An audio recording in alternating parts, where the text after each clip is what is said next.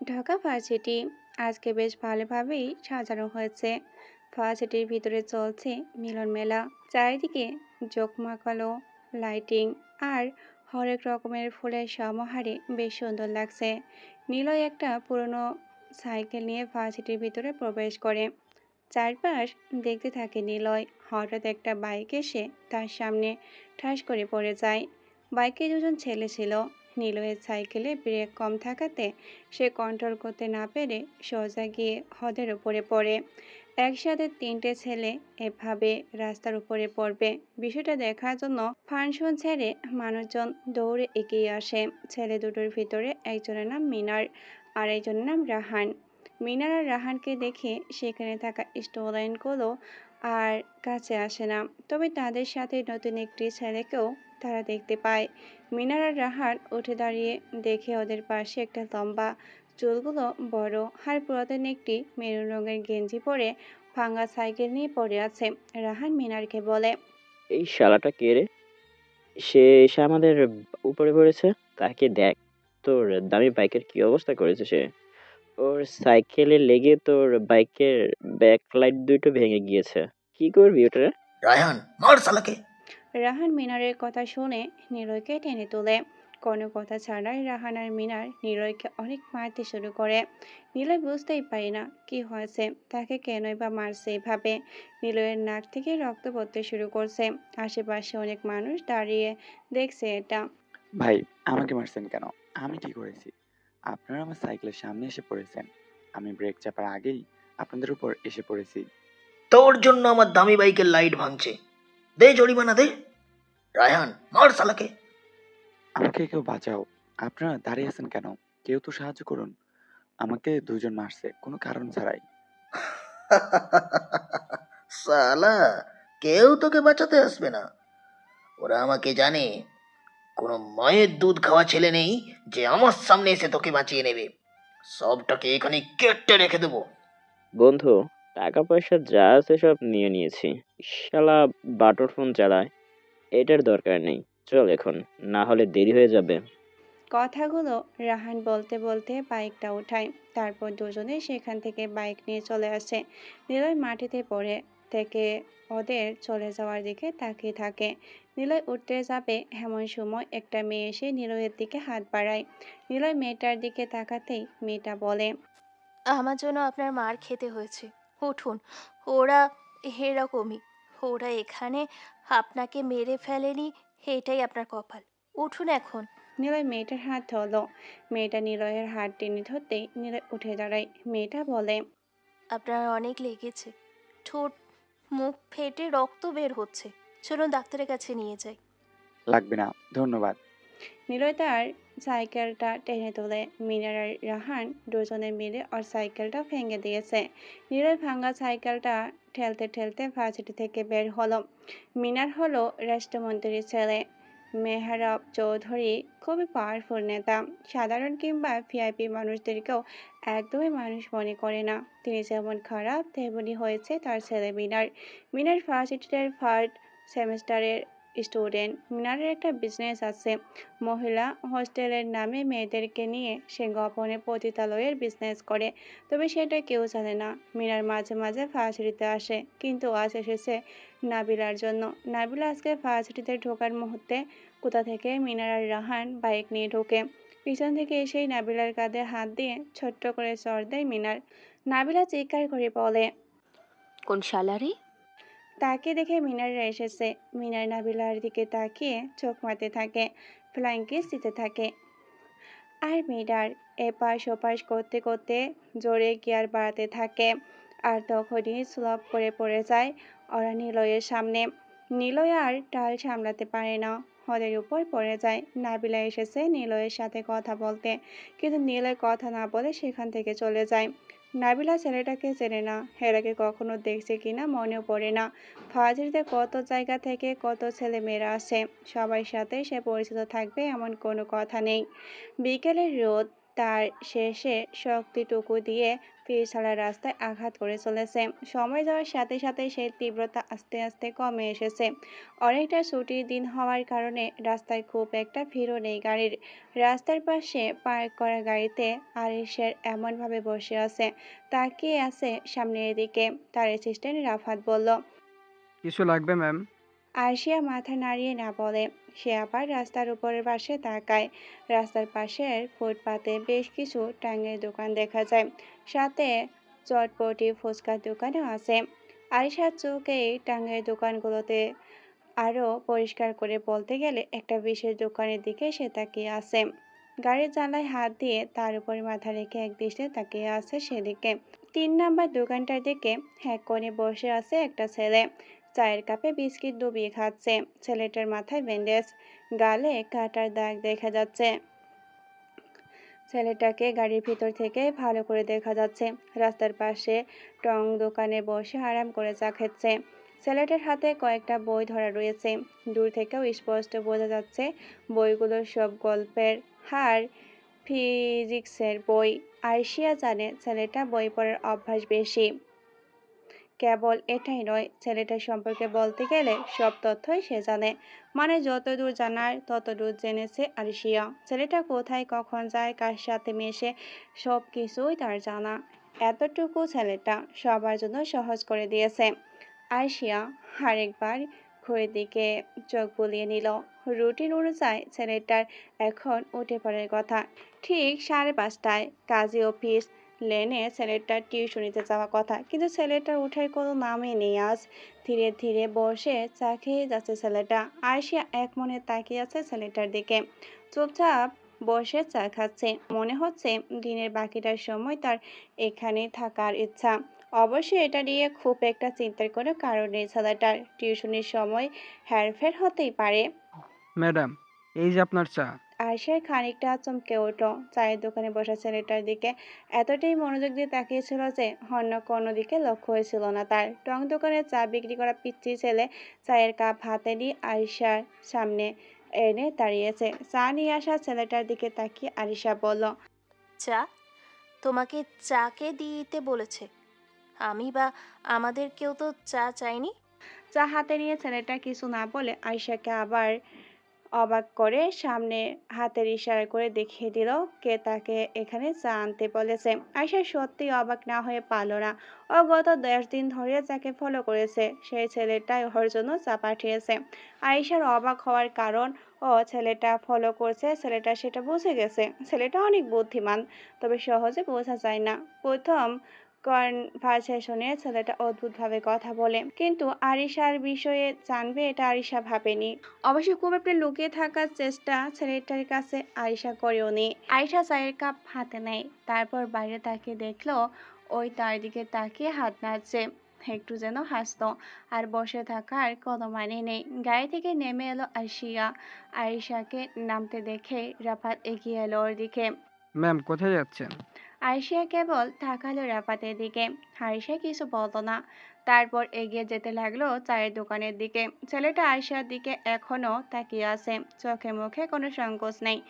এমন একটা ভাব নিয়ে তাকিয়ে আছে যেন কোনো দিন এর আগ থেকে ছেলেটা ওকে চেনে না। আরশিয়া নিশ্চিত জানে নিলয় নামের এই ছেলেটা ওকে কোনোভাবেই চেনে না। আরশিয়া নিলয়ের কাছে আসলো। নিলয়ের সামনের বেঞ্চে গিয়ে বসলো সে। একেবারে নিলয়ের মুখোমুখি। আয়শার হাতে এখনো চায়ের কাপ ধরা, তবে এখনো মুখে দেয়নি, দেওয়ার ইচ্ছাও নেই। আয়শা নিলয়কে বলল, মানুষ এক আশ্চর্য সত্তা, যে সাইমultaneously সম্ভাবনার উৎস এবং নিজের সীমাবদ্ধতার কারিগর। সে আলো খোঁজে, অথচ কখনো কখনো নিজে তার ছায়া হয়ে দাঁড়ায়। প্রকৃত মানুষ প্রকৃত মানুষ সেই, যে নিজের ভেতরের অন্ধকারকে চিনে আলোয় পৌঁছাতে জানে। হয়তো আমি সেই আলো, আপনি সেই আলোর কাছে পৌঁছে গেছেন। মানে? মানে তেমন কিছু না, তবে নিজেকে খুব ভিআইপি মনে হচ্ছে মিস। কেন? ডিবি পুলিশের অফিসার আমার চলাচলে এভাবে পর্যবেক্ষণ করবে আমি কোনোদিনও ভাবিনি। তাহলে বলুন, নিজেকে সেলিব্রিটি ভাববো না? আরশিয়া চুপচাপ নিলয়ের দিকে তাকিয়ে থাকে। নিলয়ের কথা শুনে আরশিয়া শান্ত কণ্ঠে বলল, তাকে ফলো করা উচিত নয়? চাঁদ একা থাকে আকাশে, তারা তার চারপাশে ঝিকমিক করে। আর মানুষ চায় সেই চাঁদ ছুঁতে। হয়তো তাই মানুষ নিজের একাকিত্ব ঢাকতে তাদের মতো সম্পর্ক খোঁজে, আর হৃদয়ের আকাশে কারোর জন্য চাঁদ হয়ে উঠতে চায়। কিন্তু সব চাঁদ ধরা দেয় না, আর সব তারাও সঙ্গী হয় না। তবুও খোঁজটা থামে না, কারণ খোঁজেই তো বেঁচে থাকা। আপনি এভাবে আমার সাথে কথা বলবেন না মিস্টার নিলয়। যা প্রশ্ন করেছি উত্তর দিন। ফলো করা কি উচিত নয়? মোটেও না। আমার জানা মতে আমি খুব স্বাভাবিক একজন মানুষ, যাকে বলে একদমই নর্মাল। অন্তত গত ১০-১৫ দিন আগে পর্যন্ত ছিলাম। আপনি এভাবে আমাকে ফলো করতে পারেন না। আমি সাধারণ একটা ছেলে। সত্যিই কি সাধারণ? হ্যাঁ, খুবই সাধারণ ছেলে। মোটেও ঠিক না আমার পিছু নেওয়া। আয়শা কি বলবে ঠিক বুঝতে পারছে না। সামনে বসা এই মানুষটা মোটেও তাকে ভয় পাচ্ছে না, এমনটা সাধারণত হয় না।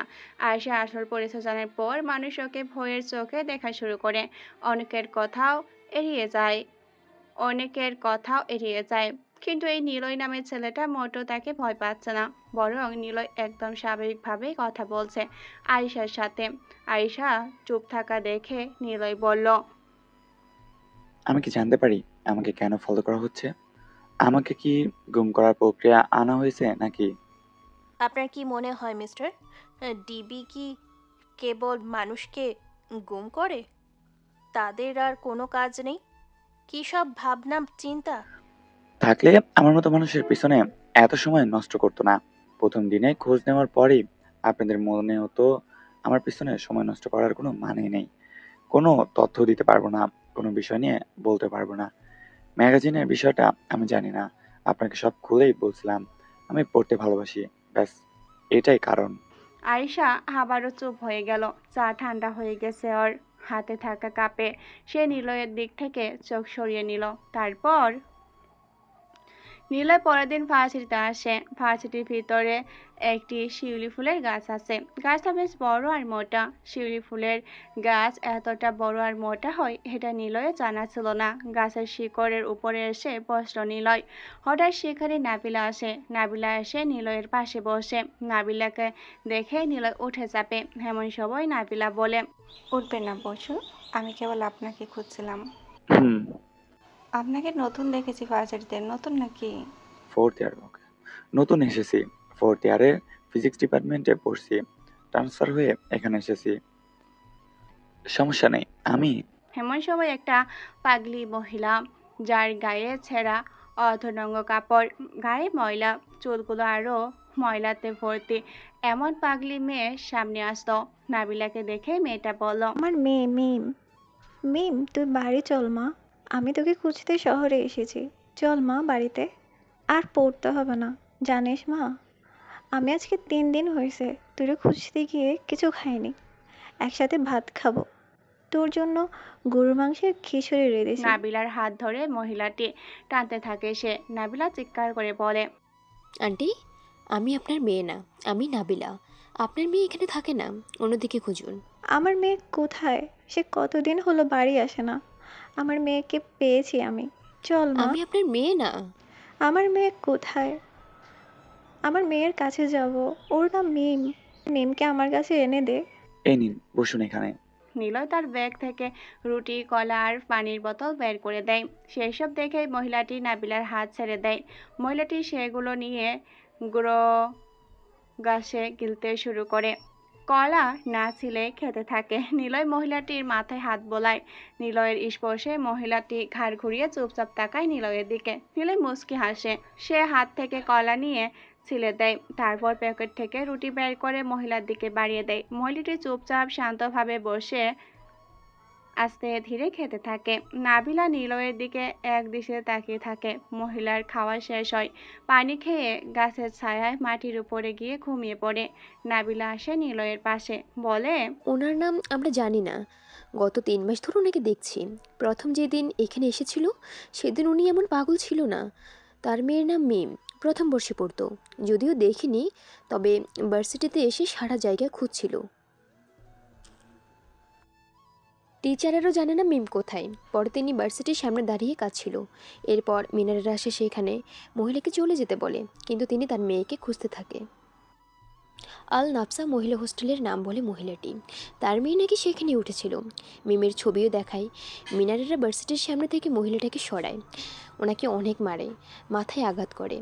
মহিলাটি অজ্ঞান হয়ে পড়ে যায়। তারপর থেকেই মহিলাটি পাগল আর ভার্সিটিতে এসে তার মেয়েকে খুঁজে বেড়ায়। আচ্ছা, আমিও তো 4th ইয়ারে পড়ি, তোমার নাম তো জানা হলো না? নিলয় তার ব্যাগটা কাঁধে নিয়ে নাবিলার দিকে না তাকিয়ে বলে। নিলয় আমার নাম।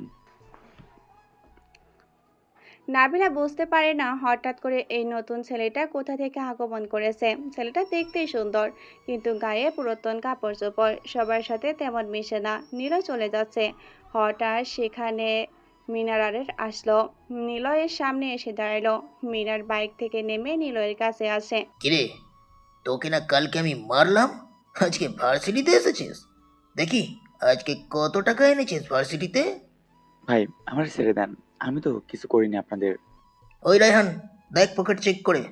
ওরা 3-4 জন একসাথে এসে নিলয়ের পকেট থেকে 2000 টাকা বের করে নেয়। তারপর নিলয়ের সাইকেল হাতে নিয়ে উঁচু করে মাটিতে ছুঁড়ে মারে। নিলয়ের সাইকেল ভেঙে পড়ে থাকে মাটিতে। নিলয় চুপচাপ মাথা নিচু করে সাইকেলটা নিয়ে বের হয়ে যায়।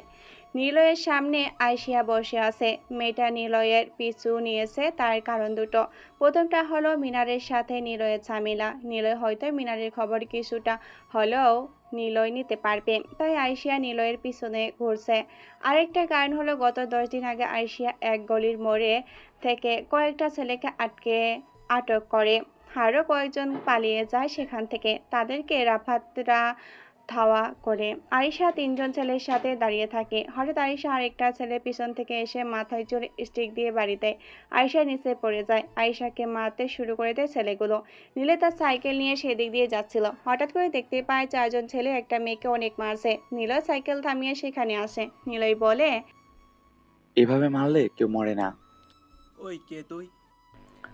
একজন অচেনা মানুষ, পরিচয় চাই। এই শহরে আমি অচেনা। অচেনা মানুষ মানেই এক নতুন আয়না, যেখানে আমরা নিজেদেরই এক অপরিচিত রূপ দেখতে পাই। আমরা যাকে চিনি না সে আমাদের জীবনে প্রবেশ করে এক নতুন সম্ভাবনার দ্বার খুলে দেয়। হয়তো সে আমাদের কিছু শিখিয়ে যাবে, নয়তো কেবল একটি প্রশ্ন রেখে যাবে। প্রত্যেক অচেনা মানুষ এক একটা গল্প, যেটা এখনো আমরা পড়িনি। পরিচয় না জেনে তাকে বিচার করাটা যেমন একটা অসম্পূর্ণ অধ্যায় শুরু করা, তেমন তেমনি তাকে জানার চেষ্টা করাটা একটা সাহসী বোধ। কারণ সেখানে ভুল বোঝার ভয় যেমন আছে, তেমন আছে আলো খোঁজের সম্ভাবনাও। এই পাগল নাকি? জলদি কর, পালাতে হবে। আয়শা নিলয়ের দিকে তাকিয়ে আছে। নিলয় নিচের দিকে তাকায়। একটা ছোট্ট নাইফ পরে থাকে দেখে।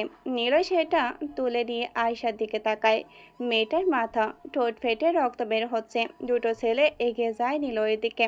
নিলয় একটা ছেলের হাতের কবজি ভিতরে ছুরি ঢুকিয়ে দেয়। সেটা বের করে আরেকটা ছেলের পায়ের মধ্যে ঢুকালো। দুটো ছেলে যন্ত্রণায় মাটিতে পড়ে যায়। পাশে থাকা ইট নিয়ে আরেকটা ছেলের মাথায় জোরে বাড়ি দেয়। সেও পড়ে যায়। আরেকটা ছেলেকে ধরে দেওয়ালের সাথে 2বার মাথা ধরে জোরে জোরে বাড়ি দিতে থাকে। সবগুলো মাটিতে পড়ে যায়। নিলয় এগিয়ে আসে আরিশার দিকে। আরিশা চুপচাপ দেখতে থাকে নিলয়ের ফাইটিং। নিলয় এগিয়ে এসে আরিশাকে টেনে তোলে, দেয়ালের সাথে হেলান দিয়ে বসায়। ব্যাগ থেকে রুমাল বের করে চোখের উপরে, নাকের নিচে, কপালে থাকে রক্তগুলো মুছে দিতে দিতে বলে, রক্ত যখন কেবল শরীরের নয় আত্মার ভাষা হয়ে ওঠে, তখন শত্রু আর কেবল এক ব্যক্তি থাকে না, সে হয় এক দর্শন। আমি যখন শত্রুর রক্তে হাত রাঙাই, তখন সেটা প্রতিশোধ নয়, এক ধরনের অস্তিত্বের দাবি হয়ে ওঠে। যেন বলি, আমি বেঁচে আছি কারণ তুমি আমায় আঘাত করেছো। সততা এক নির্মম খেলা, যেখানে তলোয়ার কেবল অস্ত্র নয়, চেতনার এক প্রান্তে দাঁড়িয়ে থাকা ন্যায়ের অনুবাদ।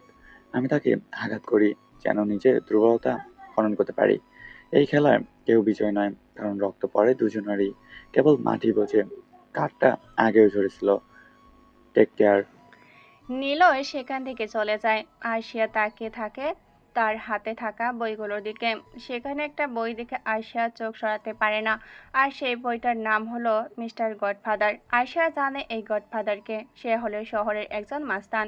নিলয় আরশিয়ার দৃষ্টি হারিয়ে চলে বহুদূর। আরশিয়া আর কিছু দেখতে পায় না। জ্ঞান হারায় সেখানে। এভাবে আয়েশার সাথে নিলয়ের পরিচয়। আয়েশা গডফাদার লেখা বইয়ের জন্য নিলয়কে খুঁজে বের করে। পরে জানতে পারে মিনারের সাথে নিলয়ের ঝামেলা। কি হলো? চা খাচ্ছে না কেন? না মানে, তুমি যে নিজেকে সাধারণ বলে দাবি করো, তুমি কি আদেও সাধারণ কেউ? একা থাকো ছোট একটি বাড়িতে, সময় মতো ভার্সিটিতে আসো যাও, কারোর সাথে তেমন কথা বলো না, একটা মেয়ের সাথে বেশ ভালোই মেলামেশা করো, কিন্তু তুমি যে ছেলেদের মেরেছিলে সেই ছেলেগুলো পঙ্গু হয়ে গেছে। সাধারণ কোনো ফাইট ছিল না, তোমার চোখে ছিল একরাশ হিংস্রতা, কিন্তু তোমাকে ফলো করে কোনো কিছুই পাইনি। আচ্ছা আসি, ভালো থেকো। আয়েশার আর কিছু আরিশা আর কিছু না বলে সেখান থেকে চলে যায়। নিলয় ক্লাসে এসেছে আজ। মিনারও আছে। মিনার স্যারের সাথে বেয়াদবি করছে, কিন্তু কেউ কোনো কথাই বলছে না। প্রতিটা দিন মিনাররা এমনটা করে স্যারের সাথে। নিলয় সবার পেছনে বসা। স্যারের দিকে মিনার কাগজ ছুঁড়ে মারে। স্যার ঘুরে তাকাতেই মিনার বলে, স্যার, আপনার মেয়ে গার্লস স্কুলে পড়ে। মেয়েটা কিন্তু অনেক সুন্দর। বুকের সাইজ দেখলে না মাথা খারাপ হয়ে যায় স্যার। হ্যাঁ? স্যারের চোখে পানি টলমল করে। স্যার চুপচাপ মাথা নিচু করে ক্লাসরুম থেকে বের হয়ে যাবে।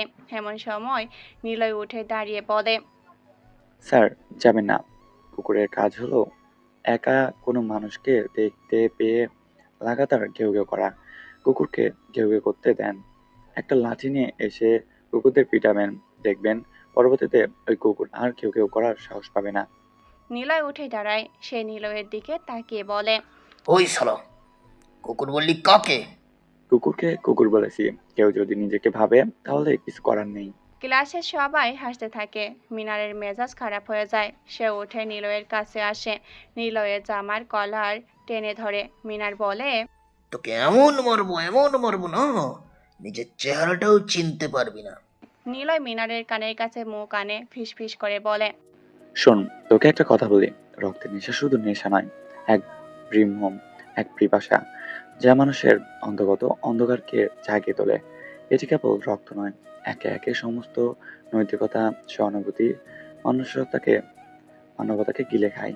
রক্তের নেশা যখন কারো হৃদয়ে বাসা বাঁধে, তখন সে আর মানুষ থাকে না। সে হয়ে ওঠে এক ক্ষুধার্ত ছায়া, যাকে কোনো আলো ছুঁতে পারে না। এই নেশা যুদ্ধ রাখে, হিংসার জন্ম দেয়, শান্তির বুকে চিরে প্রতিশোধের আগুন ছাড়িয়ে দেয়। একজন দর্শক হয়তো বলতেন, রক্তের নেশা আমাদের মানুষত্বের পরীক্ষা। যে এর বিরুদ্ধে দাঁড়াতে পারে সেই প্রকৃত মানুষ, আর যে তাতে মুগ্ধ হয় সে কেবল সভ্যতার ছদ্মবেশে লুকানো এক পশু। এই নেশা শুরু হয় ক্ষোভ থেকে, জন্ম নেয় বাঞ্ছনা থেকে, আর বিস্তার পায় শক্তির অহংকারে। কিন্তু শেষ কথায় রক্তের নেশায় কোনো গন্তব্য নেই, আছে শুধু ধ্বংস, মৃত্যু আর নীরবতা। তাই আমি নীরব আছি ততক্ষণে বেঁচে থাকবি। তোকে আমি। এমন সময় মিনারের ফোন বেজে ওঠে। তাকে দেখে মেহরাবের কল এসেছে। মিনারের তাড়াতাড়ি ক্লাস থেকে বের হয়ে যায়। ক্লাসের সবাই নিলয়ের জন্য হাততালি দিল। নাবিলা এগিয়ে আসে, নিলয়ের হাত ধরে বাহিরে নিয়ে যায়। নাবিলা কোনো কিছু না ভেবে নিলয়কে প্রপোজ করে। নিলয় রাজি হয়ে যায়। শুরু হয় ওদের প্রেম। কেটে যায় 1 মাস। মিনারেরা 1 মাস আসেনি ভার্সিটিতে। নিলয়ও আসছে না বেশ কয়েকদিন। তবে নিলয়ের মনে হয়েছিল ওই দিন নাবিলার সাথে তার শেষ সাক্ষাৎ। আর দেখা হওয়া কোনোভাবেই সম্ভব না। কিন্তু দেখা হয়ে গেলে হঠাৎ নিলয়ের সাথে নাবিলার।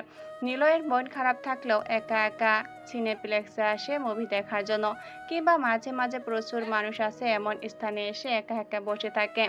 মানুষজন দেখতে থাকে আপন মনে। তারা কি করছে এই ব্যাপারগুলো দেখতে দেখতেই সময় কেটে যায়।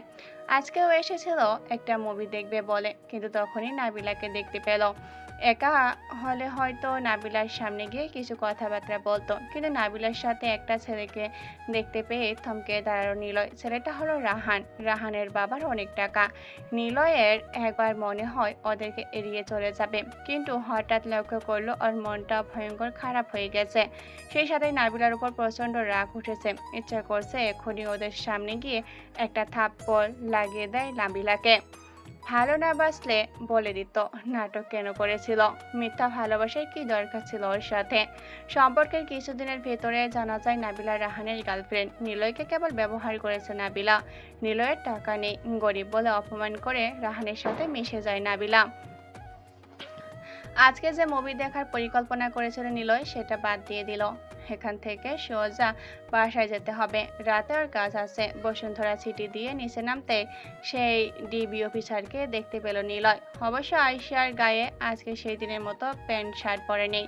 সাদা রঙের সালোয়ার কামিজ পরে আছে আয়শিয়া। পুলিশ হলেও মেয়েটা দেখতে যে সুন্দরী সে বিষয়ে কোনো সন্দেহ নাই।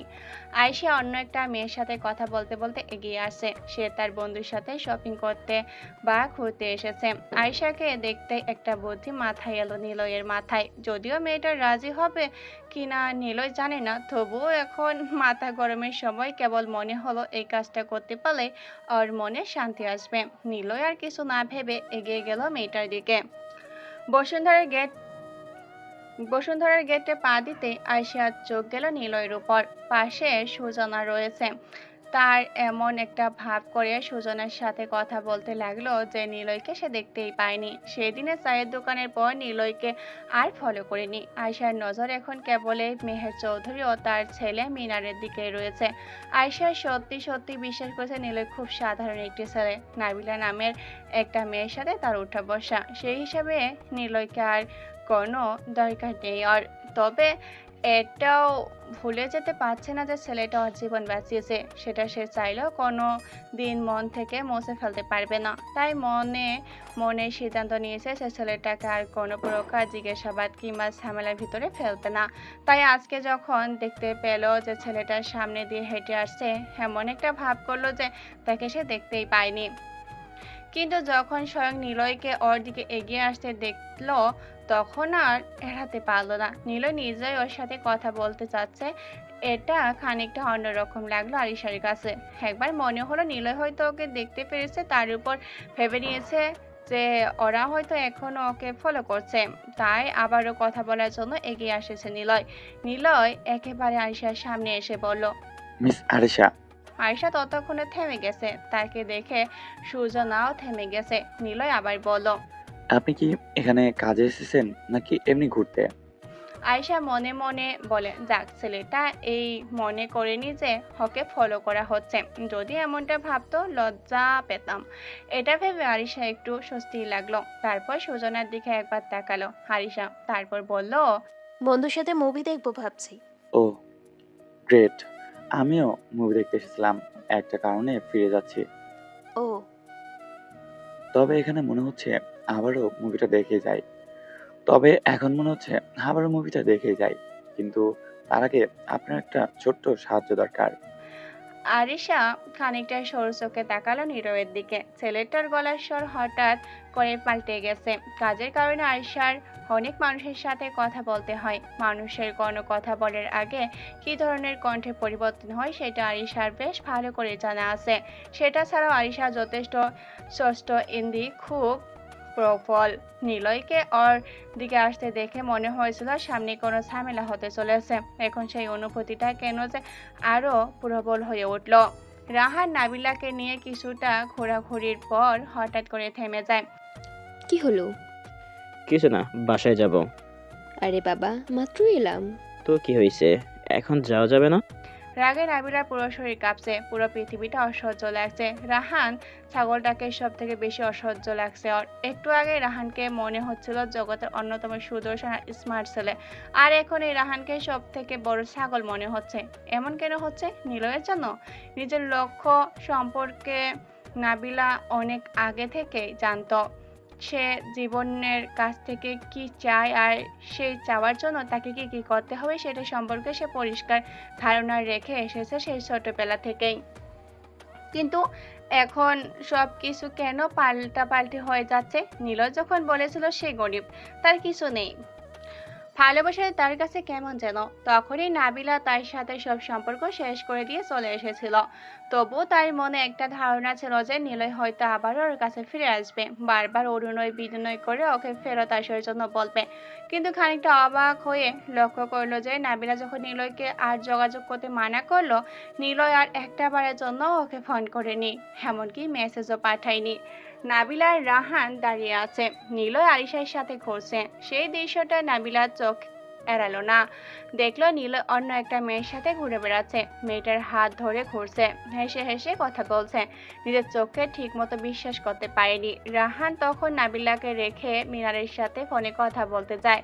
নাবিলা তখন একা একাই ফোনের ব্রাউজার দেখছিল। তখনই চোখে পড়লো নিলয়কে। নিলয় ওর দিকে এগিয়ে এলো, তারপর হাসি মুখে নাবিলার সাথে তার নতুন প্রেমিকার পরিচয় করিয়ে দিল।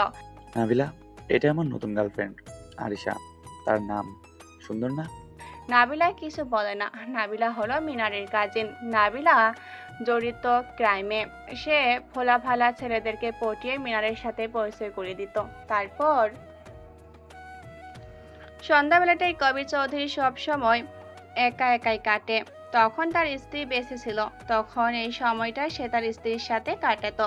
সব সময় হাজার কাজ থাকুক, সব সময় সন্ধ্যার সময়টুকু সে জারিফার সামনে গিয়ে হাজির হতো। মাঝে মধ্যে যদি এমন হতো যে সে কোনোভাবেই তার সামনে গিয়ে হাজির হতে পারছে না, তখনই আগে থেকে গাড়ি পাঠিয়ে দিয়ে তার অফিসের লাগোয়া গেস্ট রুমে আসা যাওয়া হতো।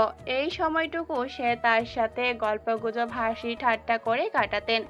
এটা নিয়ে অবশ্য তার মাঝে মাঝে ছেলে মেয়েদের সামনে খানিকটা লজ্জায় পড়তে হতো।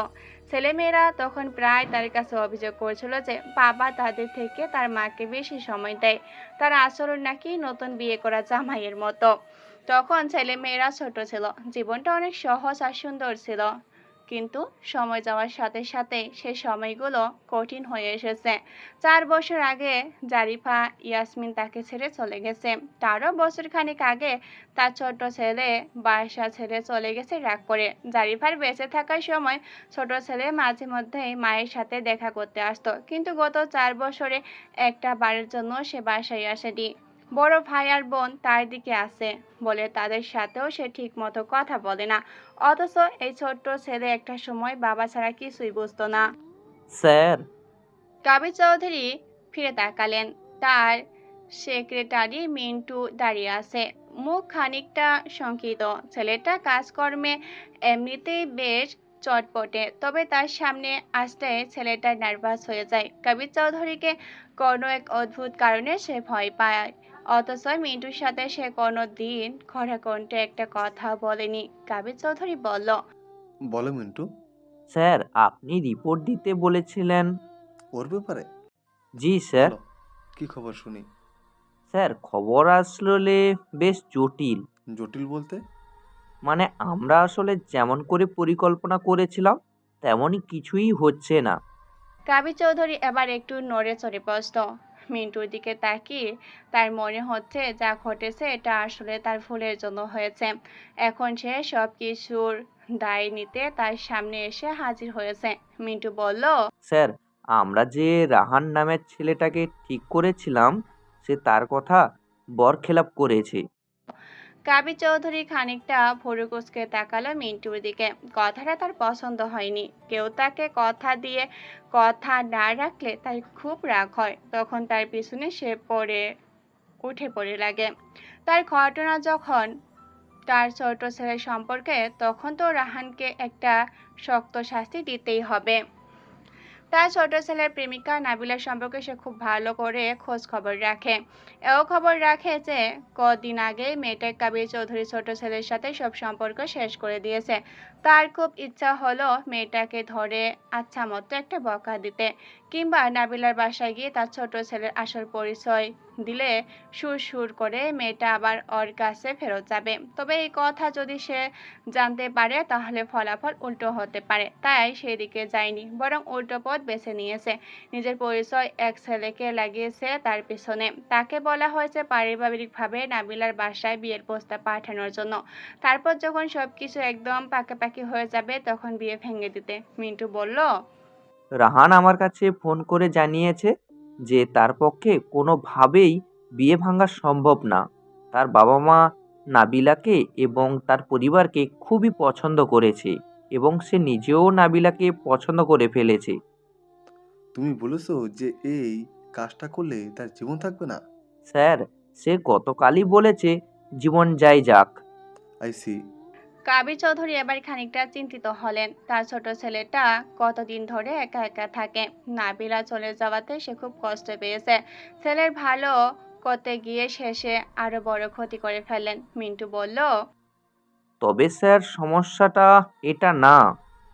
মানে এটা তোমার কাছে সমস্যা মনে হচ্ছে না? আসলে স্যার, আজকে নাবিলা ম্যাডাম নিজেই বিয়েটা ভেঙে দিয়েছে। মানে? জি, যতটুকু জানতে পেরেছি, নাবিলা আর রাহান আগে থেকে পরিচিত ছিল। আর মেহরাবের ছেলে মিনারের বন্ধু রাহান, সে আমার পরিচিত বলেই ভেবেছিলাম আমাদের উপকার করবে, কিন্তু এভাবে পাল্টে নিবে ভাবিনি। আর তাছাড়া নাবিলা রাহানের সাথে কোনোভাবেই বিয়ে করবে না, এটা তার বাবা মাকে জানিয়ে দিয়েছে সে। দরকার হলে সে পটাশিয়াম সায়ানাইড খেয়ে মারা যাবে, তবুও অন্য কাউকে বিয়ে করবে না। আজকে যতদূর জানতে পেরেছি, সে তার ক্যাম্পাসের কেমিস্ট্রি ল্যাবের দারোয়ানকে টাকা খাইয়ে খানিকটা পটাশিয়াম সায়ানাইড জোগাড় করেছে। কি? মেয়ের আবার ছেলে মিনারের সাথে পরিচিত রাহান? আমার ছেলের কথা ওরা জানে? আমার খুব ভয় হচ্ছে মিন্টু। কিসের ভয় স্যার? মিনার নিলয় স্যারকে মেরে ফেলবে? না, নিলয় মিনার সহ তার বাবা মানে মেহরাবকেও না মেরে ফেলে। সেটা নিলয় স্যার জানবে, তবে নাবিলার বিষয়টা বলছিলাম। সে বিষ নিয়েছে। সে কি? জি স্যার, সে আবারও ছোট স্যারের জীবনে ফেরত যেতে ইচ্ছুক। That's great. তো তুমি কেন বলছো যে খবর আসলে বেশ জটিল? সব তো সহজে হয়ে গেছে। কবির সাহেবের কথায় মিন্টুকে কিছুটা সময় দ্বিধাগ্রস্ত দেখা গেল। কাবির চৌধুরী বলল, কি হলো? আরো কি ঘটনা আছে? জি স্যার। কি?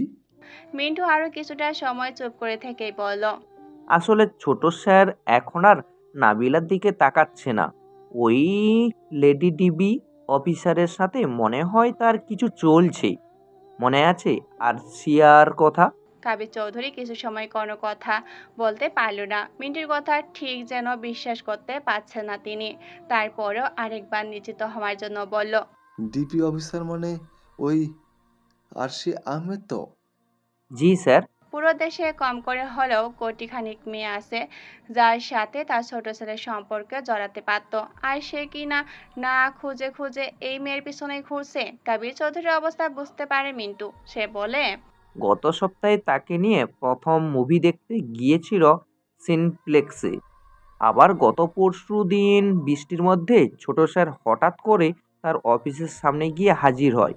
তারপর তাকে বাইরে ডেকে আনে। দুইজন অনেকটা সময় বৃষ্টির ভেতরেই মিন্টু রোডের এই দিক ওদিক ঘোরাঘুরি করে। তারপর তারপর? তারপর একটা সময় ছোট স্যার মিন্টু কথাটা বলতে গিয়েও থেমে যায়। ঠিক সেই মুখ দিয়ে বলতে পারছে না। ঠিক যেন মুখ দিয়ে বলতে পারছে না। কবিরের সামনে বলতে দ্বিধাবোধ করছে। কবির চৌধুরী মিন্টুর না বলে কথাটা বুঝে গেলেন সহজেই। আচ্ছা ঠিক আছে। আর কোনো নতুন নিউজ? ওই ডিবি অফিসার আজ 2 দিন ধরে বাসা থেকে বের হয়নি। এইদিকে ছোট স্যারও বাসা থেকে বের হচ্ছে না। নিলয় স্যারের কোনো ইনফরমেশন পাচ্ছি না। একটা পাগলি মহিলা আছে, মহিলার নাম ফরিদা। ফরিদা? মানে মিমের মা? হ্যাঁ স্যার, আমার ধারণা বা আপনার ধারণা যেটা করছে সেটা যদি ঘটে, তবে দেশে শুরু হবে তাণ্ডব। এই নিলয়কে আটকাতে হবে। মিমের বিষয়টা যেন নিলয় জানতে না পারে, এমনকি ডিবি অফিসারও না। মিমের কথা যদি নিলয় জানতে পারে, তবে মেয়ের আব্বা মিমের উপর তুফান চলবে। সবকিছু বরবাদ করে দেবে নিলয়। জি, ফরিদার সাথে ছোট স্যার সব সময় থাকে। মহিলা যদি কোনোভাবেই নিলয় স্যারকে মিমের বিষয়টা বলে, তাহলে সমস্যা হবে। আচ্ছা, চোখ রাখ ওর উপরে। এরপরে কি করতে হবে সেটা আমি বলে দেব। তারপর বললেন, কাবিরের কথা শুনে মিন্টু বলতে গেল, একেবারে দৌড়ে চলে গেল অফিসে। কাবির কাবিরের কথা শুনে মিন্টু বলতে গেল, একেবারে দৌড়ে চলে গেল অফিস থেকে। কাবির চৌধুরী আবারও নিজের চিন্তার মাঝে হারিয়ে গেল। তাকে আবারও নতুন কিছু ভাবতে হবে। যেভাবে ভেবেছিলেন আরশি আহমেদকে এড়িয়ে যাবে, সেভাবে কাজটা আর করা যাবে না। নতুন করে কিছু করতে হবে, এমন কিছু যাতে আরিশা মেয়েটা কিছু না করতে পারে, আবার তার ছোট ছেলেকেও যেন কোনো ক্ষতি না করতে পারে। তার ছেলে যদি আরিশাকে পছন্দ করে থাকে, তাহলে মেয়েটার কোনো ক্ষতি করা যাবে না, অন্যভাবে সামাল দিতে হবে। নিলয় ফরিদার পাশে বসে আছে। ফরিদা সাদা ওয়ান টাইম প্যাকেটে খিচুড়ি খাচ্ছে। নিলয় এনে দিয়েছে, সামনে একটা বোতলে পানি রাখা। নাবিলা নিলয়কে সেদিন প্রপোজ করেছিল। নিলয় রাজি হয়েছিল, তার কারণ নিলয় জানতো নাবিলা মিনারের লোক। মিনারের সাথে তার শত্রুতা নেই, কিন্তু মেহরাবের সাথে তার শত্রুতা, কারণ মেহরাবের জন্য তার মা জারিফাত তার থেকে চলে গেছে, আর মেহরাবের কাছে পৌঁছাতে নিলয় মিনারের প্রয়োজন, সেজন্য সেখানে আসা। আর সেই সুবাদে নাবিলার সাথে তার খাতির করতে হয়। কিন্তু নিলয় এটা জানে রাহান তার খবর পৌঁছানোর জন্য এসেছিল। ফরিদার খাবার শেষ হয়, সে নিলয়ের দিকে তাকায়। নিলয় চুপচাপ বসে আছে। ফরিদা বেগম বিড়বিড় করে বলে, আমার মেয়ে কোথায়? ও খুব পায়েস খেতে পছন্দ করে, আমি কত দিন হলো তার জন্য রাঁধি না। আমার মেয়ের ইচ্ছে ছিল সে চাকরি করে আমাকে তার কাছে রাখবে। ওর বাবা আমাদের রেখে চলে যায়, একটা মহিলার সাথে থাকে। মিম কখনো তার বাবার সাথে দেখা করেনি। ও ঢাকা ভার্সিটিতে চান্স হওয়ার সুবাদে ওর সাথে আমি ঢাকাতে এসেছিলাম। মেস খুঁজে পাচ্ছিলাম না, সবখানে বুক হয়ে যায়। ভার্সিটির সামনে বসেছিলাম, তখন ভার্সিটির দারোয়ান বলে তার কাছে একটি মেসের খবর আছে। মেসটা ভার্সিটি থেকে একটু দূরে, তবুও ভাড়া কম, নিরিবিলি বেশ। আমরা মেসের ঠিকানা নিই। মেসের নাম আল নাফসা ছিল। আমি ওর সাথে যেতে চাচ্ছিলাম, এমন সময় গ্রাম থেকে কল আসে আমার মা অসুস্থ হয়ে পড়ে। আমার তাড়াতাড়ি চলে যেতে হয়। মিম একাই সব ম্যানেজ করে নিতে পারবে বলে জানায়। এরপর 1 মাস ওর সাথে ঠিকমতো কথাও হয়। একবার এসে দেখেও গিয়েছিলাম। হঠাৎ করে ওর ফোন বন্ধ পাই, তাকে কিছুতেই খুঁজে পাই না। ভার্সিটিতে এসেও খুঁজি। মিম নামের কেউ ভর্তি হয়েছিল, সে নাকি কোনোদিন ক্লাসও করেনি। বুকটা আমার কেঁপে ওঠে। আমি ঠিকানা জোগাড় করে মহিলা মেসে যাই। সেখানে গিয়ে জানতে পারি মিম নামের কেউ থাকে না, আর সেখানে গেটে ছিল একজন ছেলে গার্ড। আমাকে ভেতরে ঢুকতেই দেয়নি। আমার মেয়ের কোনো হদিশ পাই না।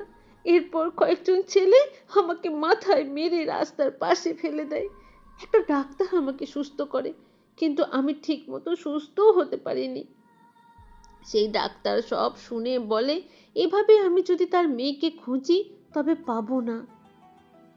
পাগল হয়ে ঘুরে তাকে খুঁজতে হবে। মিনারেরা খুব খারাপ, ওরা মেরে ফেলতে পারে। আর মহিলা হোস্টেলটা ওর মালিকানাধীন। তারপর থেকে আমি পাগল হয়ে ঘুরছি। আমি আমার মিমের খবর চাই। আমার মেয়ে কোথায় আছে খুঁজে দিবা বাবা? তুমি কে? আমাকে কেন এমন করে সেবা করো? আমাকে দেখে সবাই দূরে চলে যায়, পাগল বলে। মিনারেরা আমাকে কিছুই বলে না, কেউ তেমন আমাকে সাহায্য করেনি। ফরিদা বেগমের কথা শুনে নিলয় তার ব্যাগের চেন লাগালো, সামনের দিকে তাকিয়ে বলল, মনের তীব্র যন্ত্রণা, যেন নিঃশব্দ আগুনে পুড়তে থাকা আত্মা। কেউ দেখে না, কেউ বোঝে না, কিন্তু প্রতিটি নিঃশ্বাসের তার ছায়া পড়ে। যখন হৃদয় বিষণ্ণতায় ডুবে যায়, তখন পৃথিবীর সব শব্দ নিষ্প্রাণ হয়ে পড়ে। এই যন্ত্রণা কোনো আঘাত নয়, এটি এক ধরনের শূন্যতা, যেখানে অনুভব আছে কিন্তু ব্যাখ্যা নেই। মানুষ ভাবে কষ্ট মানে কান্না, কিন্তু প্রকৃত কষ্ট তো তখনই হয় যখন চোখে জল আসে না, কেবল হৃদয়ের গভীরে জমে থাকা নিঃস্বার আর্তনাদ সবকিছু গ্রাস করে নেয়। দুঃখ একা আসে না, সে সঙ্গে করে আনে আত্মসমালোচনা, অপরাধবোধ এবং এক অন্তত প্রশ্ন, আমি কি সত্যিই ভালোবাসার যোগ্য? তবুও এই যন্ত্রণাই হয়তো আমাদের মানুষ করে, কারণ যারা সত্যিকারে ভেঙে পড়ে তারাই নতুন করে গড়ার শক্তি খুঁজে পায়। যন্ত্রণা যদি না থাকতো তবে আত্মা গভীরতা পেত না। মানে? আপনি যে পাগলের বেশ ছিলেন সেটা প্রথম দিনে বুঝেছিলাম। আপনার হাতে কোনো ময়লা ছিল না, আপনার হাত পরিষ্কার ছিল, আপনার পায়ের তলাতে কোনো কাটা ফাটা ছেঁড়া দাগ ছিল না। মনে হচ্ছিল খানিকটা আগে জুতা খুলে এসেছেন। তুমি বেশ বুদ্ধিমান। নিলয় মুচকি হাসলো। এমন সময় তাদের ক্লাস টিচার হারুন চিৎকার করতে করতে মাঠের ভিতরে আসলো। চিৎকার করে বলতে থাকে, আমার মেয়েকে বাঁচাও, আমার মেয়েকে মিনার তুলে নিয়ে এনেছে, ভার্সিটির পিছনে বাড়ির ভিতরে নিয়ে গেছে। তারা কয়েকজন দরজা আটকিয়ে আমার মেয়েকে নিয়ে গেছে ভিতরে, কিছুতেই দরজা খুলছে না। আমার মেয়েকে কেউ বাঁচাও।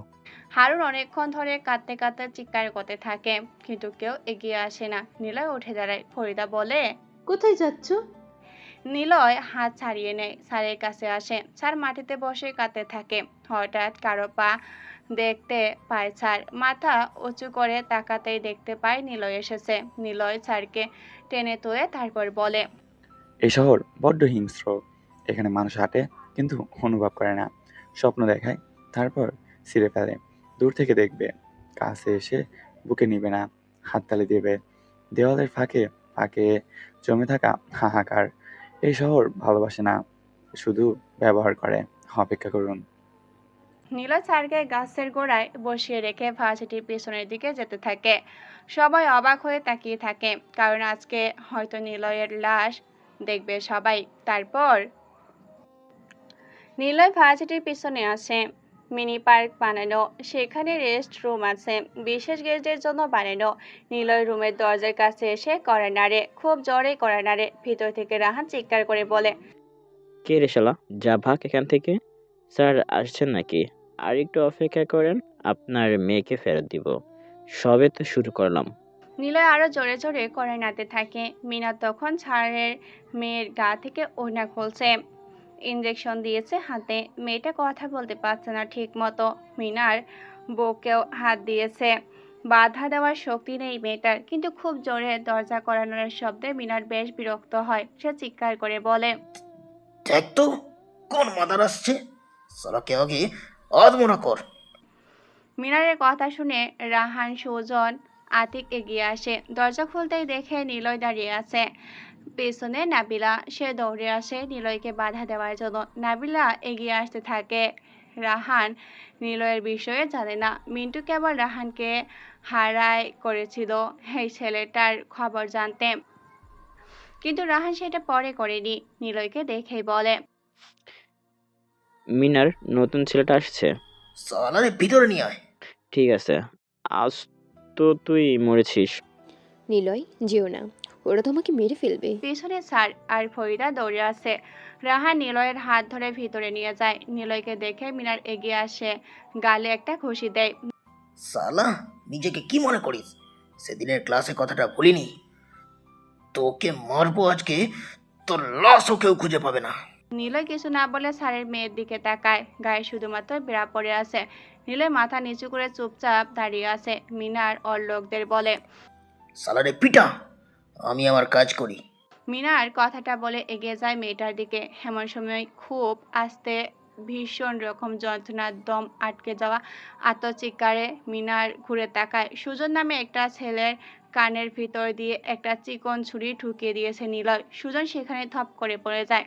ভয়ে ওদের তিনজনের হাত পা কাঁপছে। নিলয় সুজনের গা থেকে শার্ট খুলল, তারপর মেয়েটার দিকে এগিয়ে দিয়ে সেটা পরিয়ে দেয়। আতিক এগিয়ে আসে। নিলয় তার কোমরে গোজা পিস্তলটি আতিকের চোখে সোজা তাক করে ট্রিগারে চাপ দেয়। ঠাস করে শব্দ হয়। বাইরে থেকে তিনজন কেঁপে উঠল। নিলয় মরে গেছে। দরজা ভিতর থেকে বন্ধ। স্যার কাঁদতে থাকে। মিনার আর রাহানের সারা শরীরে ভয়ের এক বিশাল স্রোত রয়ে গেছে। সারাক্ষণ মৃত্যু দেবতা যেন ওদের সামনে দাঁড়িয়ে। ওরা যেন খুব বড় একটা ভুল করে ফেলেছে নিলয়কে এখানে এনে। রাহান কোনো কিছু না ভেবেই নিলয়ের পা জড়িয়ে ধরে, তারপর কাঁপা কাঁপা গলায় বলে, ভাই, আপনি কে কে?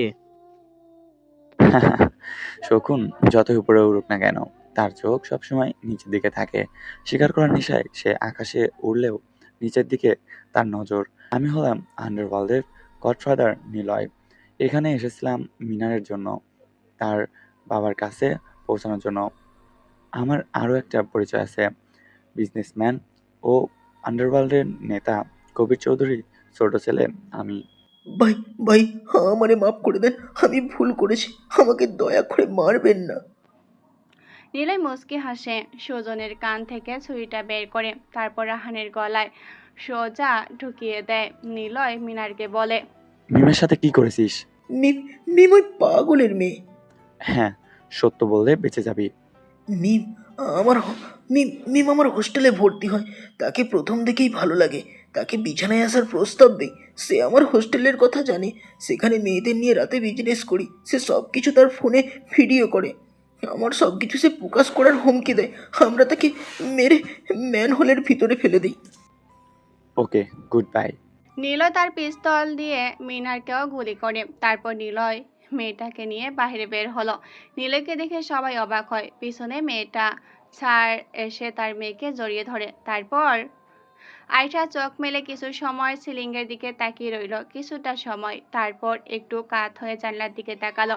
সন্ধ্যা থেকে খুব বৃষ্টি হচ্ছিল, কিন্তু এখন আকাশে চাঁদ দেখা যাচ্ছে। চাঁদের আলো এসে পড়েছে ঘরের ভিতরে। চারিদিকটা অন্যরকম লাগছে। আয়শা নিজের কাছে কেবল যেন অদ্ভুত লাগছে। ইদানিং এই ব্যাপারটা শুরু হয়েছে। আজ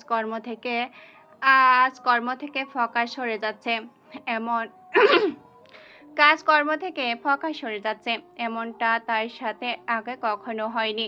এই ছেলের সাথে পরিচয় হওয়ার পর থেকে সব কিছু এলোমেলো হয়ে যাচ্ছে। মানুষের জীবন কেন এমন হবে? সে নিজের জীবনটা তো নষ্ট করেছে, সেই সাথে আশেপাশের মানুষগুলোকে প্রভাবিত করে ফেলেছে। খুব দ্রুত নিলয়ের কাছ থেকে দূরে চলে যাওয়া উচিত, কিন্তু আরিশা দূরে যেতে তো পারছেই না, বরং আরও কাছে চলে যাচ্ছে। আয়শা কি কোনোদিন ভেবেছিল যে এমনভাবে একজনের সাথে পরিচয় হবে? দুনিয়ার এত ছেলে থাকতে সে কিনা এমন একজনের সাথে ভাব হচ্ছে, যার বাবা এদেশের সবচেয়ে বড় অর্গানাইজের ক্রাইম হেড। দেশের যত রকমের অর্গানাইজড ক্রাইম হয় সেটার নিয়ন্ত্রক নিলয়ের বাবা কবির চৌধুরী। যতই নিলয় তার বাবার সাথে না থাকুক বা তার সাথে কোনো সম্পর্ক না রাখুক, নিলয় যে তার ছেলে, এটা কোনোভাবে অস্বীকার করার উপায় নেই। আরিশা পাশ ফিরে শুলো। নিলয় ঠিক ওর পাশেই শুয়ে আছে। আজকে সে ভার্সিটি থেকে এসে আর বাহিরে বের হয়নি নিলয়। ঘুমন্ত চোখের উপর চাঁদের আলো এসে পড়েছে নিলয়ের। অদ্ভুত মায়াময় লাগছে মুখটা। আয়শার মুখে আপনা আপনি একটা হাসি দেখা দিল। ছেলেটার চেহারার দিকে তাকিয়ে থাকতে ভালো লাগছে ওর। কি অদ্ভুত এই মানুষের মন।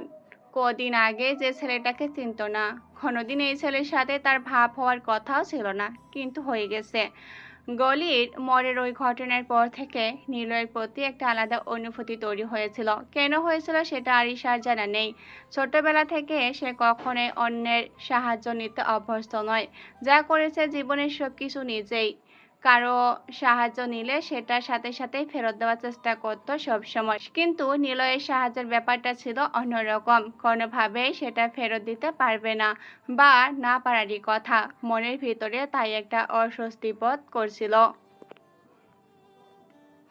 পরে বসুন্ধরার এই ছেলেটার সাথে আবার দেখা হয়ে গেল আরিশার। নিলয় যখন বলল সে কিছু সময়ের জন্য তার প্রেমিকার ভূমিকায় অভিনয় করতে, তখন প্রথমে একটু মেজাজ গরম হয়েছিল, তবে সেটা সামলে নিয়ে রাজি হয়ে গেল। ওর প্রাক্তন প্রেমিকার সাথে পরিচয় করিয়ে দিল।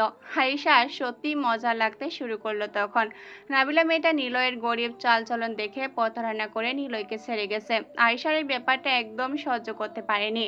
আয়েশার এইরকম মেয়েদেরকে কষে একটা থাপ্পড় মারতে ইচ্ছে করে। যদি ভালো চাকরি আর ভবিষ্যৎ তাদের প্রধান লক্ষ্য থাকে, তাহলে বাপু তোমরা কেন প্রেম প্রীতের ভেতরে যাবা? একেবারে ভালো চাকরিওয়ালা বড়লোক ছেলেকেই ধরো না। তা না, তোমরা নিজেদের পছন্দ মতো ছেলেকে পছন্দই করবে, প্রেম করবে, তাকে স্বপ্ন দেখাবে, তারপর নিজেও ভালো চাকরির বোঝা চাপিয়ে দিবে। কেন? আয়শা সব শুনে এই জন্যই রাজি হয়েছিল। বরং নাবিলা নামের মেয়েটার মুখের ভাব দেখে আয়শার সত্যি ভালো লাগছিল। নিলয় যে ওকে ছেড়ে আয়শার সাথে নতুন সম্পর্ক করেছে, এটা নাবিলা কিছুতে বিশ্বাস করতে পারছিল না। সেদিন নিলয়ের সাথে মজা করে মুভি দেখছিল আয়শা। সময় তার ভালোই কাটছিল। আয়শা ভেবেছিল এখানে বুঝি সব শেষ হয়ে যাবে, কিন্তু সেটা হলো না। ঠিক তার পরের দিনে নিলয়ের সাথে আবার দেখা হলো। এবার অবশ্য নিলয় নিজেই দেখা করতে এসেছিল। ওর অফিসের গেস্ট রুমে বসেছিল নিলয়। নিলয়কে দেখে বেশ অবাক হয়েছিল, সেটা সে লুকানোর চেষ্টা করেনি। আপনি এখানে? দেখা করতে এলাম। তাই বলে সোজা ডিবি অফিসে? নিলয় হাসলো। কিছু সময় টুকটাক কথা বলার পর নিলয় বলল, আপনি কি সত্যি কবির চৌধুরী আর মেহরাবের পিছনে লেগেছেন? আয়শা খানিকটা অবাক হয়ে দেখলো যে নিলয় নিজের বাবাকে নাম ধরে ডাকছে। মেহরাব মেহরাবকে নিলয় চিনে। আয়শিয়া তীক্ষ্ণ চোখে কিছু সময় তাকিয়ে রইল নিলয়ের দিকে, তারপর বলল, হ্যাঁ, তার শেষ আমি দেখে ছাড়বো, সাথে মিনা আর মেহরাবকেও। তাহলে আপনাকে বলে রাখি, আপনার এই লড়াইয়ে কিন্তু আপনি একা। আপনি কারো সাহায্য পাবেন না, এমনকি আপনার ডিপার্টমেন্ট থেকেও না। আপনার উপর আবারও হামলা হবে। এই দিন ওই দিন গলির মোড়ে ওরা কয়েকজন যখন আমাকে দেখিয়ে দৌড় দেয়, বাকি বাকিজন আপনাকে মারতে চেয়েছিল। আপনার লোকেরাই ইচ্ছে করে সেখান থেকে সরে যায়। আয়শিয়া খানিকটা অবাকই হয়েছিল সেদিন। হুট করে ডিবি অফিসারকে কে অ্যাটাক করবে? ওরা চাইলেও তাকেও মেরে ফেলতে পারত, কিন্তু তার বিপরীতে পালিয়েছে। প্রথমে আয়শা ঠিক বুঝতে পারেনি, পরে নিলয়ের মুখে কাবির চৌধুরীর নাম শুনে কারণটা বুঝতে পারে। আপনি আসলে কি বলতে চাচ্ছেন? আমি বলতে চাচ্ছি যে আপনার উপর আবারও হামলা হবে। আমার যদি তাকে চিনতে ভুল না হয়, তাহলে আপনার 24 ঘন্টার খবর তার কাছে আছে। হয়তো এর পরের বার যখন হামলা হবে তখন আমি থাকবো না। তখন কি করবেন? আপনার উপরে যতগুলো অফিসার আছে সবার সাথে কবির চৌধুরীর ওঠা বসা। হয়তো সে আপনাকে চিনতে পারেনি, তাই আপনি ওনার শত্রু। আয়শা এবার সরু চোখে তাকালো নিলয়ের দিকে। ছেলেটা কি ওকে হুমকি দেওয়ার চেষ্টা করছে? বাবার হয়ে নিজে এসেছে ওকে হুমকি দিতে? ওর মুখটা একটু শক্ত হয়ে এলো। নিলয় সেদিকে না তাকিয়ে বলল। আয়শা সত্যি অবাক হয়ে গেল, কি বলবে বুঝে উঠতে পারল না। নিলয় বলল, কেবল যে আপনার নিজের উপর বিপদ আসবে সেটা না, আপনার ফ্যামিলির উপরেও আসবে। বিশ্বাস করুন, তার মতো ভয়ঙ্কর মানুষ নেই। আপনি কেন এসেছেন আমাকে তাই বলুন। আমার কাছে কি চান? আমি আপনাকে সাহায্য করতে চাই। সাহায্য? কিভাবে? আপনি আমার গার্লফ্রেন্ড হয়ে যান। মানে? নিলয় এবার একটু হাসলো, তারপর বলল, আমার গার্লফ্রেন্ড হয়ে যান। তাহলে আপনার কিংবা আপনার ফ্যামিলির উপর কোনো বিপদ আসবে না। আপনি আপনার কাজে ঝামেলা ছাড়া চালিয়ে যেতে পারবেন। আপনি কিভাবে নিশ্চিত হচ্ছেন যে আপনার গার্লফ্রেন্ড হলেই আমার উপর আর হামলা হবে না? নিলয় এবার একটু হাসলো, তারপর বলল, আমি তাকে চিনি, তাই বললাম। যাক, সেটা আপনার নিজের ব্যাপার। আমি আমার কথা বললাম, বাকিটা আপনার ব্যাপার। আজকে আসি, আপনার উত্তরটা জানাবেন। এই বলে নিলয় উঠে দাঁড়ালো, তারপর দরজার দিকে পা বাড়ালো। আয়শিয়া হঠাৎ পিছন থেকে বলে উঠল। আপনি কেন আমাকে সাহায্য করতে চাইছেন? নিলয় দাঁড়ালো একটু, তারপর পিছনে ফিরে তাকালো, বলল, কারণ আমি ওই মানুষটার জন্য আমার মা মারা গেছে। কারণ ওই মানুষটার জন্য আমার মা মারা গেছেন। মেহেরাব তার বন্ধু ছিল। মেহেরাব আর উনি মিলে আমার মাকে মেরেছেন। আয়শা নিলয়ের কণ্ঠের তীব্রতা দেখে সত্যি অবাক হয়ে গেল, আর কিছু জানতে চায় না।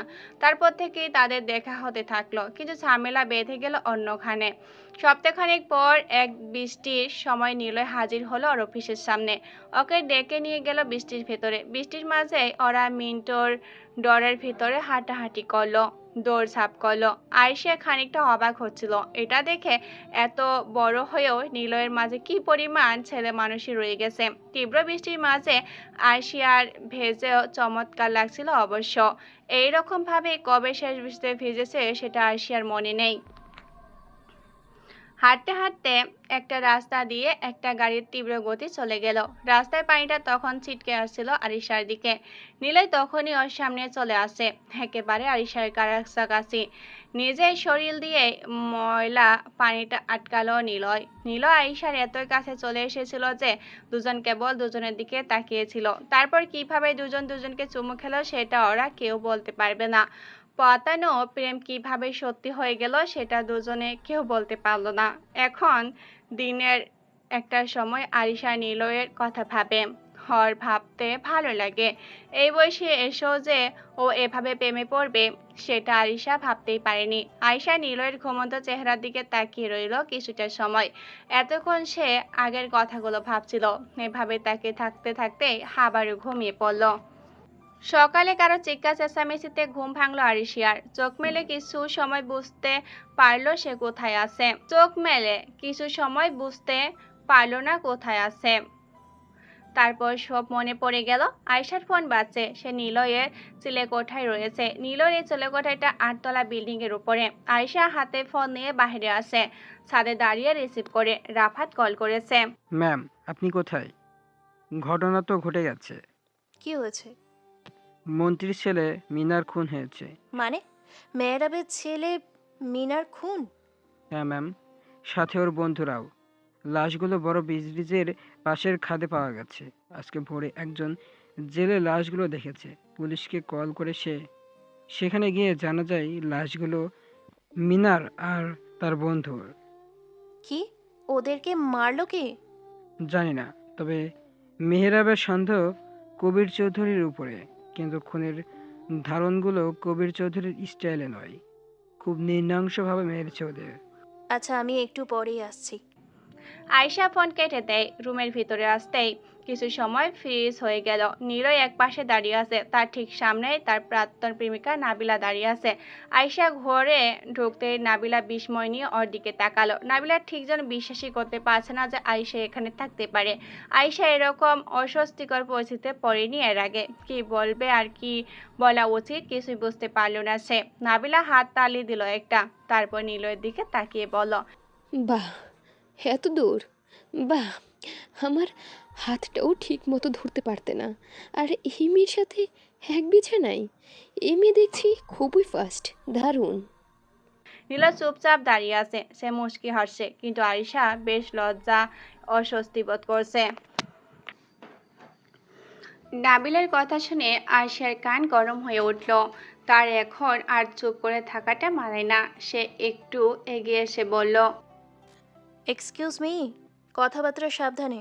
ও প্লিজ, আমি তোমার সাথে কথা বলছি না। আয়শা নীলয়ের দিকে তাকিয়ে বলল, আচ্ছা, তোমরা কথা বলো, আমি চলে যাই। আয়শা ঘরের ভিতরে চলে যাওয়ার জন্য পা বাড়াতে যাবে, তখনই নীলয় বলল, দাঁড়াও, তুমি কেন যাবে? নাবিলা, তুমি কেন এসেছো এখানে? মানে, তুমি কি বলছো? তুমি কেন এসেছো? তুমি খুব পরিষ্কার কণ্ঠে আমাকে নিজের জীবন থেকে চলে যেতে বলেছো। আমি চলে এসেছি। সম্পর্ক তুমি শেষ করেছো, নতুন একজন নিয়ে ঘুরে বেড়াচ্ছ বিয়ে করার জন্য। আর আমি যদি মুভ করি তাহলে সমস্যা কোথায়? তুমি চলে যাও প্লিজ। নাবিলার কোনো কথা বলতে পারল না। ঘুরে সিঁড়ির দিকে পা বাড়াইলো। আয়শা তখনও দাঁড়িয়ে আছে। নীলয় ওর দিকে তাকিয়ে একটু হাসার চেষ্টা করলো, তারপর বলল, নাস্তা করবি না? আয়শা ধীরে ধীরে নীলয়ের দিকে এগিয়ে এলো। নীলয় বলল, সরি, সকালটা এভাবে শুরু হবে ভাবিনি। আমিও না, তবে বেশ ভালোই হয়েছে। ভালো? হ্যাঁ, আমি আরও পরিষ্কার ধারণা পেলাম তোমার ব্যাপারে। কি ধারণা? সেটা অজানা থাকুক, আমার যা বুঝে নেওয়ার নিয়েছি। আচ্ছা থাকো, বের হতে হবে। মিনার খুন করেছে। মেহরাবের ধারণা কবির চৌধুরী খুনটা করেছে। পুরনো শত্রুতার ব্রেশ ধরে পুলিশ ব্রিজের নিচে লাশ পেয়েছে। কেউ জানে না কখন ঘটনাটা হলো। কেস দেখি কত দূর নিয়ে যায়। আসি এখন। আয়শা চলে গেল। কাবির চৌধুরী তার বড় ছেলে নেহানের সাথে ব্যবসায় কিছু ব্যাপার নিয়ে আলোচনা করছিল। এমন সময় মিন্টু দরজা থেকে মাথা তুলে ভিতরে তাকালো। কাবির চৌধুরী বলল, কি ব্যাপার মিন্টু? স্যার সময়ে সময়ে রিপোর্ট দিতে বলেছিলেন ছোট স্যারের ব্যাপারে। আর আরও একটা ঘটনা ঘটেছে, শুনবেন না? বাবা, তুমি এখনো নিলয়ের পেছনে চর লাগিয়ে রেখেছ কেন? সে নিজের ইচ্ছেতে গেছে, ইচ্ছে হলে চলে আসবে। আমি তাকে চিনি, সে কোনোদিন আসবে না। সেটা তো তার নিজের চয়েস, এখানে আমাদের কি বলার আছে? তুমি কেন কষ্ট পাচ্ছ? কাবির চৌধুরী কিছু বলতে গিয়েও বলল না। সে মিন্টুকে ভিতরে আসতে বলল। মিন্টু টেবিলের সামনে এসে দাঁড়ালো। কাবির শুধু বলল, নতুন কিছু? জি স্যার, প্রথমটা হলো মেহরাবের ছেলে খুন হয়েছে, মিনারের লাশ পাওয়া গেছে। আমি যেটা ধারণা করেছিলাম সেটাই হয়েছে। অর্করা ওদের লাশ ভার্সিটি থেকে নিয়ে ব্রিজে ফেলে দিয়েছে। বুঝতে পেরেছেন কি হতে যাচ্ছে? মেহরাব আপনাকে সন্দেহ করছে। এই ছেলেটার ভালো হলো না, নীলের যেন কিছু না হয়। স্যার, ছোট স্যারের কিছুই হবে না, অফিসারের সাথেই থাকেন তিনি। মানে? স্যার, আমার মনে হচ্ছে ওই লেডি অফিসারের সাথে ছোট স্যারের সিরিয়াস কিছু শুরু হয়েছে। মনে হওয়ার কারণ? কোন লেডি অফিসার? আরসিয়া আহমেদ। নেহানের চোখে এবার তীব্র বিস্ময় দেখা গেল। সে আয়শা আহমেদকে ভালো করে জানে। আয়শা আহমেদই সেই অফিসার যে ওর পিছনে লেগেছে বেশ কিছুদিন ধরে। কাবির চৌধুরীর দিকে তাকিয়ে বলল, এসব কি বাবা? দুনিয়াতে আর মেয়ে পেল না সে? অফিসারটার কাছেই যেতে হলো? ব্যাপারটা ঘটে গেছে। তাকে সরানোর হুকুম দিয়েছিলাম, কিন্তু মাঝখান দিয়ে নিলয় এসে হাজির হয়। তারপর নিলয় নিজ থেকে এই আরশিয়া আহমেদের কাছে গিয়ে হাজির হয়েছে। আমার কাছে প্রথমে মনে হয়েছিল নিলয় এটা ইচ্ছে করে করেছে, মেয়েটাকে রক্ষা করার জন্য। কিন্তু এখন দেখি ব্যাপার সব অন্যরকম হয়ে যাচ্ছে। তো কি হয়েছে? এই মেয়ে আমাদের জন্য হুমকি স্বরূপ, তুমি খুব ভালো করেই জানো। তাহলে তাকে সরিয়ে দিচ্ছ না কেন? কাবির চৌধুরী কিছু সময় চুপ করে রইল, তারপর বলল, শোনো, তোমাকে একটা কথা আমি ভালো করে বলে দেই। আমরা যাই করি, যেমনই করি না কেন, আমাদের লড়াই সবসময় সামনের মানুষটার সাথে হবে, সরাসরি। কখনোই তার ফ্যামিলি, বন্ধু বান্ধবের সাথে নয়। তুমি জানো এই নিয়মের ব্যতিক্রম হলে কি হবে? এই কারণে তোমার মাকে আমি হারিয়েছি। আমি চাই না এমন কিছু আর ঘটুক। সে তোমার ছোট ভাইয়ের বন্ধু। সে এখন আমাদের ফ্যামিলি। তার ক্ষতি কোনোভাবেই করা যাবে না। পরিষ্কার বুঝতে পেরেছো? এই এই কথার যেন নড়চড় না হয়। আমি অন্যভাবে তার সাথে মোকাবেলা করব, কিন্তু ক্ষতি না। পরিষ্কার হয়েছে কথা? নেহান কথা বলল না। কাবির চৌধুরী তখন ঠান্ডা কণ্ঠে বলল, কথা পরিষ্কার হয়েছে? নেহার এবার একটু ভয় পেল যেন, তারপর বলল, জি বাবা। হ্যাঁ, যাও তুমি। যা করতে বললাম সেটা করো। আমি তোমার সাথে পরে কথা বলবো। নেহার খানিকটা অসন্তুষ্ট ভাবে উঠে দাঁড়ালো, তবে কিছু বলল না আর। বাবার হুকুমের বিপরীতে যাওয়ার সাহস তার নেই। নেহা চলে যেতেই কাবির চৌধুরী মিন্টুর দিকে তাকালো আবার, তারপর বলল, তোমার এইরকম মনে হওয়ার কারণ? গতদিন আগে আরশিয়া আহমেদ অফিস থেকে ছুটি নিয়েছে এবং ওই পুরোটা সময় সে ছোট স্যারের সাথেই থাকছে, এক্কেবারে পুরোটা সময়। ইউ মিন ওর বাসায়? হ্যাঁ, কখনো স্যারের ওই চিলেকোঠায়, আবার কখনো আরশিয়া ম্যাডামের কোয়ার্টারে। ওই মেয়ের সাথে কেউ থাকে না? থাকে স্যার, বাবা মা আছে, এক ছোট ভাই আছে। ছোট ভাইয়ের পরীক্ষা শেষ হওয়ার কারণে তারা গ্রামের বাড়িতে গিয়েছে। কাবির চৌধুরী কিছু সময় চিন্তিত হলেন। এই মেয়ের ব্যাপারে তিনি কি করবেন বুঝে উঠতে পারছে না। প্রথম থেকেই এর দিকে আরো ভালো করে নজর দেওয়া দরকার ছিল। যদিও এখনো বিপদের কিছুই নেই, কিন্তু অস্বস্তি লাগছে তার। মিন্টু বলল, স্যার, আর একটা ঘটনা। কি ঘটনা? ওই যে নাবিলা ছিল না, হ্যাঁ, হ্যাঁ, তার আবার কি হলো? সে বারবার স্যারের বাসায় গিয়ে হাজির হচ্ছে। মনে হয় সে আবার স্যারের কাছে ফিরে আসতে চাচ্ছে। গতকাল সে নিজের হাতে রক কেটে ফেলেছে, এখন হাসপাতালে আছে। কবির চৌধুরী খানিকটা দ্বিধাদ্বন্দ্বিত বোধ করলেন। আজকালকার ছেলে মেয়েদেরকে সে আসলেই বুঝতে পারে না। ওদের মাথার ভেতরে কে চলে কে জানে। মিন্টুর দিকে তাকিয়ে বলল, এই মেয়ের সাথে আমার দেখা হওয়ার একটা ব্যবস্থা করো। সুস্থ হলে নিয়ে আসবে আমার কাছে, ঠিক আছে? জি স্যার, তবে মেহরাবের ঘটনা। সেসব ভাবতে হবে না, মেয়েরাবকে তুলে আনো। স্যার, সে তো মন্ত্রী। তো নিলয় তার কাছে পৌঁছে যাবার আগেই তাকে আমার কাছে আনো। ঠিক আছে স্যার।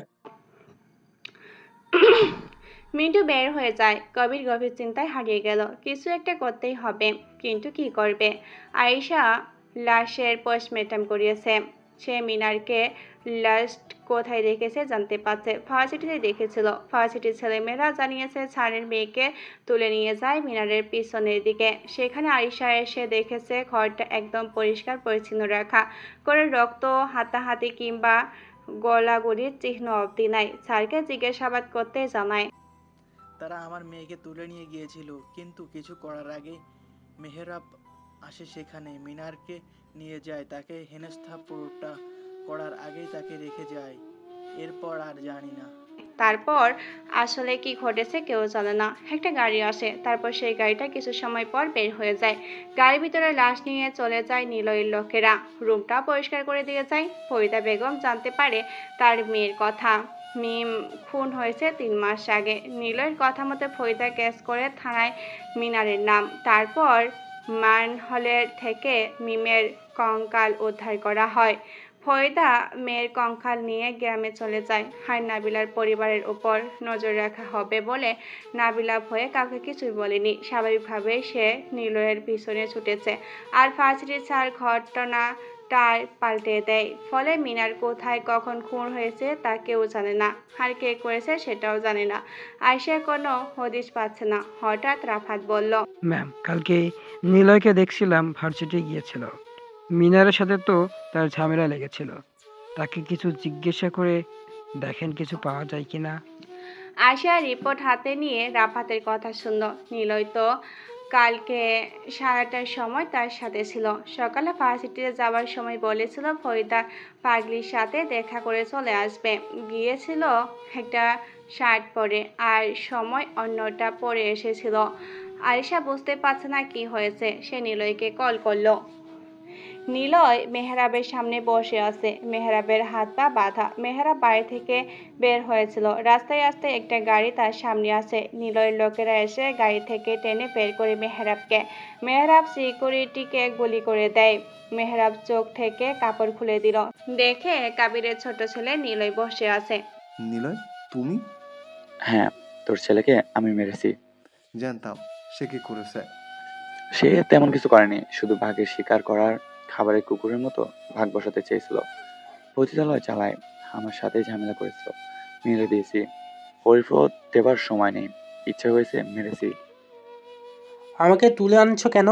আমার মায়ের খুনিকে তো মারতেই হবে। বল, বশির কোথায়? আমি জানি না। বশির তোর ছোট ভাই, বল সে কোথায়? আমি সত্যিই জানি না। বলবি না যখন? নিলয় গুলি চালায় মেহরাবের কপালে। মেহরাব মরে যায়। অর্ক বলে, শোন, দেশ থেকে এখনই চলে যা। মন্ত্রীকে মারার জন্য তোর নামে কেস হবে। তোর নাম গডফাদার। আরশিয়া যেন ভেবে খুনটা তুই করেছিস। নিলয় আরশির দেওয়া কল রিসিভ করলো। আরশি বলল, কোথায় তুমি? লাইব্রেরিতে নতুন বই এসেছে, নিতে আসলাম। তুমি কোথায়? ও আচ্ছা, পরে দেখা করব। হাসি কল কেটে দেয়। কিছু সময় পর জানতে পারে মেহরাব খুন হয়েছে আর খুনি দেশ থেকে পালিয়ে গিয়েছে। ওর নাম গডফাদার। সে মিনারকেও খুন করেছে। মিন্টু এসেছে কবিরের কাছে। মিন্টু বলে, স্যার, মেহরাবের কাছে পৌঁছানোর আগেই ছোট স্যার তাকে তুলে নিয়ে যায়, মেরেও ফেলেছে। অর্ক চলে গেছে দেশের বাহিরে। খুনগুলো নিলয় করে অর্কের নাম হাইলাইটস করছে। নিলয় স্যার এখন সাধারণ ছেলে হিসেবে বইয়ের দোকানের দিকেই যাচ্ছে। অফিসার যেন জানতে না পারে নিলয় সব করেছে। নিলয় আর ভালো হলো না।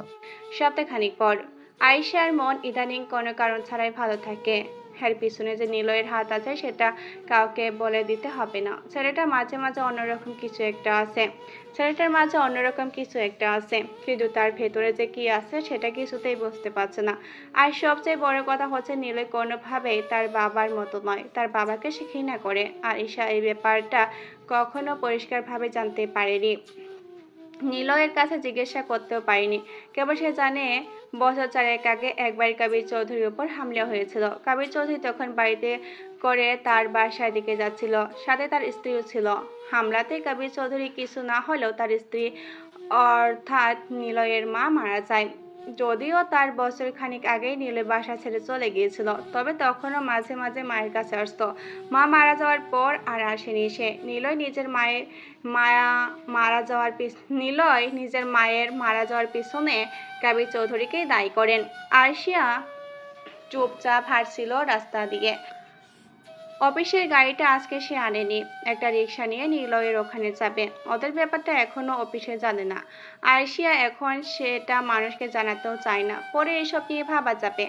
অফিস থেকে একটু দূরে এসে দাঁড়ালো রিক্সা নিয়ে। এখান থেকে গাড়িগুলো খুব দ্রুত এগিয়ে যাচ্ছে। আয়শা নিলয়কে ফোন দিতে গেল। ফোনটা বের করে কল দিতে যাবে, তখনই ওর চোখ কোণে একটা কিছু ধরা পড়ে। একটা মাইক্রোবাস ঠিক ওর সামনে এসে থামলো। মাইক্রোবাসের দরজা খুলে গেল। আয়শা নিজের কমরে গোজা পিস্তলটা বের করার সুযোগ পেল না। তার আগে একটা ঠান্ডা কিছু স্পর্শ পেল ওর কোমরে। কানের কাছে এসে কেউ বলল, কোনো চালাকি নয়, চুপচাপ গাড়িতে উঠুন। আয়শার 2 হাত দুজন ধরে ফেলেছে। মুখ দিয়ে কিছু বলতে চাপে, তার আগে কেউ একটা রুমাল চেপে ধরে ওর মুখে। ওকে ঠেলে দিল গাড়ির ভেতরে। গাড়ির দরজা বন্ধ হয়ে গেল। পুরো ঘটনা ঘটতে আধা মিনিটের কম সময় লাগলো। কেউ লক্ষ্য করল না। আয়শিয়া তার সামনে রাখা জুস আয়শিয়া তার সামনে রাখা জুসের গ্লাসের দিকে তাকিয়ে আছে। জুসের গ্লাসের ঠিক পাশে একটা টেবিলে সাউন্ড ওয়াচ রাখা। সবাই শেষ একটা মিনারেল ওয়াটার। আয়েশা অন্য কিছু না হাতে নিয়ে কেবল পানির বোতলটা হাতে নিল। বোতল খুলে একটু পানি খেলো। ওকে কোথায় আনা হয়েছে সেটাও বলতে পারবে না, তবে ওকে যে ঘরে রাখা হয়েছে সেটা মোটেও বন্দিশাল মনে হচ্ছে না। সাদা পেন্ট করা চমৎকার দেওয়াল, খুব বেশি আসবাবপত্র নেই।